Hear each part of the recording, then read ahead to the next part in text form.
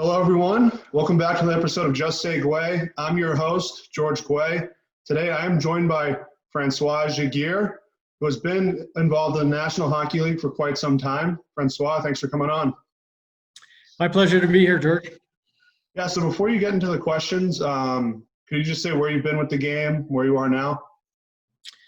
Yes, I'm a CPA by education. Grew up in Quebec City, Canada. Was hired by the Nordiques in 1990, starting in their accounting department.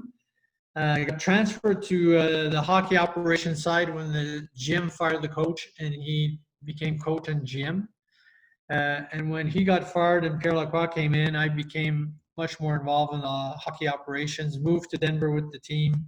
I was part of the team that won 2 cups in 1996 and 2001. Then I went to Dallas because I thought it was important for me to grow as a hockey executive, to work with another organization, see how they did this stuff. And then I came back to Denver as the general manager in 2006. Lost my job in 2009 and worked 1 year with the Boston Bruins after I got fired. And then for a few years interviewed for jobs but didn't really find anything. So for the last 6 years, I've been a financial planner here in Denver, Colorado, and it's been a great second career for me. Yeah, it's a lot of time involved in the NHL and very impressive, especially winning those 2 cups. So, growing up in Quebec with the history of the Montreal Canadiens, the most storied franchise in hockey, arguably the most storied franchise in sports, right there with the New York Yankees, with the Quebec Nordiques in your home city. And what you achieved at business school at Laval University was being involved in the business side of hockey. Was that something that you always wanted to do?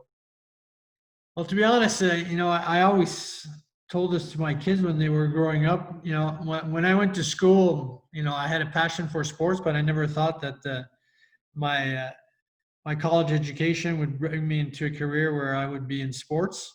But, it opened doors that were kind of unforeseen, and it gave me that opportunity to get into hockey. So, you never know where your education is going to leave you, and the more you have, the more chances you have that doors will be opened. It's a good answer. So a few weeks ago, I spoke with Jeff Ward. He's the head coach of the Calgary Flames, and he said, when you're in Boston, since a lot of the teams are good, and there's 4 teams, there's the pressure is very different being with Calgary, how, that's the team of the city. When you were with the Nordiques before moving to Denver with, who has the Broncos and the Rockies and the Nuggets, did you feel more pressure being there knowing that that's the team of the city? Definitely. And what was tough for us is when I started, the organization had been really bad for 2-3 years, and we were bad for the first 2-3 years that we were there. So, it's tough on our fans because there's a big rivalry with Montreal, and there was a time period there for 5-6 years where we couldn't really compete with them. But the fact that we were so bad, it gave us the opportunity to be able to get the Owen Nolans, the Matt Sundins of the world. It gave us the ability to get Eric Lindros as that became trade bait that changed the outlook of our franchise when we were able to get Peter Forsberg. So, we went through growing pains, and what was sad is that the Quebec market went through the growing pains, and we left. And the first year we left, we win the cup. So, Denver was a beneficiary of this team, but we were built through the sweat of our fans that were in Quebec City. Yeah, I hope that they can get another hockey team up there. They definitely deserve it. So when I've seen teams move from one city to another, whether it's a Seattle basketball team to Oklahoma City or the Montreal Expos to DC or even the Thrashers to Winnipeg, the fans are just happy that they have a team, and they'll go nuts and be so happy. How much did it help winning the cup in the first season? How much did it help make Denver, more of a hockey town as opposed to just going there and just playing? I think it was tremendous. We were the first, top sports team to win a franchise, so that was big. But the reality is that Denver it's a football town, so we're fighting to be second, third, or fourth in the market. So winning definitely helps. But that year, because it was new, people didn't know the NHL that well, even though they had had a team prior. I think it became like the in thing to follow hockey. But when the team started struggling, when I was there as a GM, it was near the end of Joe Sakic's career. You could see that the fans weren't as into it versus my experiences in Quebec. And the fans live and die with how well the team does, and they're going to stick by. They're going to let you know how they feel, but they're going to stick. Whereas I think here, when the team doesn't do well, they just do something else. Yeah, I think that what makes a successful team so fun is when the fans really get in on it. They talk about it all the time, and there is pressure to win. What do you think would have to happen for them to get another team back in Quebec City? Because a lot of people say, well, you have the Montreal Canadiens, but I go to Quebec City a lot, and in reality, it's like the distance from Boston to New York in terms of just driving distance. And I can see why they could give reason that they should have a team. What do you think? Well, again, I left 25 years ago, so I'm going to premise what I'm going to say by that. Having been on the accounting side, I was privy to a lot of how things were going 25 years ago. There's no doubt that the fans are committed to have a team. My worry, to be honest, it's Quebec City it's a public servant type of town. There's not a lot of headquarters, so I think my concern would be more, how do you generate enough revenues from sponsorship, from sales of corporate suites? Because you need, bigger companies to do those types of investments. I'm not as worried about people wanting to buy tickets, but to be successful, you need to be able to get major sponsorship. And 25 years ago, we had a lot of our sponsorship coming from the federal and provincial government. And there was a scandal a few years ago where there's less money that the federal and provincial governments have to give to a sports team for sponsorships. So I would think it will be a difficult situation, and especially right now with the US dollar being that strong. I think right now it would really make it tough, I think, for Quebec to make it. I hope they do. I hope they get a new team, but I just have trouble believing on the financial side right now, with the economics of the game as they are today, that they could survive. Yeah, I agree with that. I definitely hope they get another team back there. It's interesting how much the business side is just as important as the hockey side of it, involving the fans and the players. Involving the second Stanley Cup that you helped win for Colorado, did you think it was a bit more of a challenge given that your role was larger? No, I think it made me appreciate it more. We moved to Denver, won the cup right away. It looked so easy, and then we had years where we had a team that was as good as the team that won the cup in 1996, and we would go to the conference finals, get beat by Dallas when we thought we should beat Dallas. And so I think the fact that you have a good team and you don't win, it makes you appreciate the next time that you have that opportunity. You appreciate it more. So I think I appreciated much more the second cup, and the second cup we won at home. So we won it in front of our fans, so that was really special. Yeah, winning at home always makes the occasion more special. And also what was special about that moment was seeing Joe Sakic hand the cup to Ray Bourque, who his whole career was trying to chase it in Boston and just always came up short, and he finally got it. What was it like seeing that moment, and what's it like seeing Joe now as the GM? Well, to be honest, that was an incredible moment. I think we all had goosebumps seeing that. First of all, it showed how Joe is as a human being, that his first reaction was to give it to Ray. So it showed a lot of the selflessness. So that was unbelievable. Joe Sakic, when I became GM, Joe Sakic's contract was ending, and he was considering maybe finishing his career in Vancouver, which was his hometown.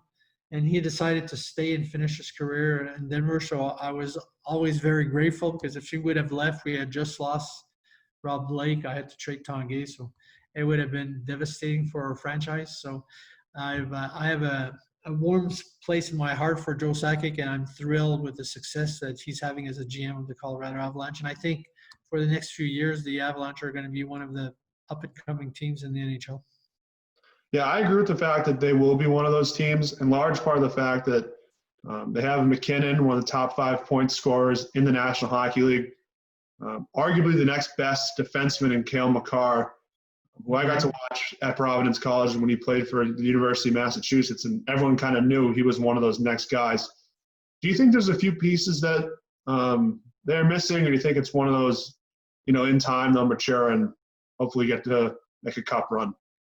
I think what they have, if you look at their top 5, 6 guys, they're as good as any team, if not better than any team. Where they needed to get better was at depth. I think they were able to do that a little bit with Nazem Kadri and things like that. I still think, in a perfect world, I'd like for them to have probably another top 6, top 7 forward and maybe a top 4 D. But I think they're really close, and they're young, and a lot of people don't appreciate. I think Mikko Rantanen is a superstar, and a lot of people don't hear as much about him. But I think he has the potential to be as good as Nathan MacKinnon. So I think they have a unbelievable young star players. Now it's just surrounding them. And in a cap world, that's going to be the challenge, because when you have high-end players, they're going to make a lot of money. So it's going to be tough to find guys to surround those guys. Yeah, definitely a team to watch for the future. I'm excited for them, especially to see a player that I got to watch in college and just see him really blossom right away. I mean, Kel McCarr scored in his first game as an NHL player in the playoffs 2 days after playing the national championship. So you mentioned that managing the salary cap is very hard. What did you find harder to do as a GM? Was it to manage the farm system and develop players for the future, or was it to manage the cap? I think that the toughest part is finding a balance between being as good as you can be short term and keeping an eye on staying good for the long term. You always get into a situation where you have to evaluate your team as you get close to the trade deadline and say, okay, how much of my future am I willing to sacrifice to help the present team? And is sacrificing the future the right thing to do at this time, or should we wait and do it later? I think that's the biggest challenge for GMs. And I think it takes a lot of courage to put all your eggs in the basket for now, because you're putting your target on yourself. You're saying, I believe the team is good enough to win now, and if they don't, then it's on you. It's a lot easier to try to say, well, I'm going to build for the future, and you're going to be evaluated down the road in 4 or 5 years, and you can always push that back. So I worked for Pierre Lacroix in Colorado, and I thought he showed tremendous courage by making huge trades where he would sacrifice potential future to go get the Raymond Bourques, the Rob Blake, the Theo Fleury, and some of them worked really well, some didn't work well, but it took courage to do that. It's not easy to say, okay, I'm going to give first-round picks, prospects, and we put that all in, not knowing if the player is going to be there next year that you're acquiring. So I think that for me was the biggest challenge when I was GM. It actually shows that the management just has to make as many big decisions as the players do at times. And even though you're not with a team right now, you're still involved financially with guys in the NHL with your financial management business. Could you just elaborate on that? And how important is it, do you think, for these guys to manage their money? Because, you got guys like Connor McDavid who are my age, they're making $8 million a year, and that's a tough thing to do. And most of the guys I work with are older, so they're going to be guys that are retired and are in coaching. Because one of the things that I did not mention, I represent coaches in the NHL. So I work with maybe 14 coaches that I negotiate contracts for them. So if going back to your original question with players, I think that the biggest challenge for the players is they have a short time frame where they're going to make a lot of money. And if you have 1 year where you make a bad investments or you don't save enough money, well, that impact on your financial security long term, it's going to be huge, because if you have a 6-year career and for one of those 6 years you do a bad job, that could be 16% of your working career that you just lost. If you're a normal 27, 28-year-old and you don't save for 1 year, well, you're going to have a 30-year career, a 35-year career. So it's 1/30 or 35 years. It's 3% of your career, so it doesn't have the same impact. And we're asking them to make huge financial decisions. When you're 27, 28, you probably don't have the life experiences to make some of those decisions. So, I feel for them. I think it's important for them to be surrounded by trusting people And I think it's important for them to understand what they're investing in. And if they don't, have the courage to say, I don't understand that. And if they don't, they shouldn't be investing in something they don't fully understand. Yeah, it just truly shows that off the ice is just as important on the ice, that how you really got to plan for your future. So I've grown up with arguably the two faces of the league being Ovechkin and Crosby, and arguably the two best players as of right now since Wayne Gretzky. And what made them and their rivalry so special is the fact that they met in the playoffs. They really don't like each other at all. Do you see something like that over the next generation with the next best of players? I think you're absolutely right. The rivalries are built in the playoffs.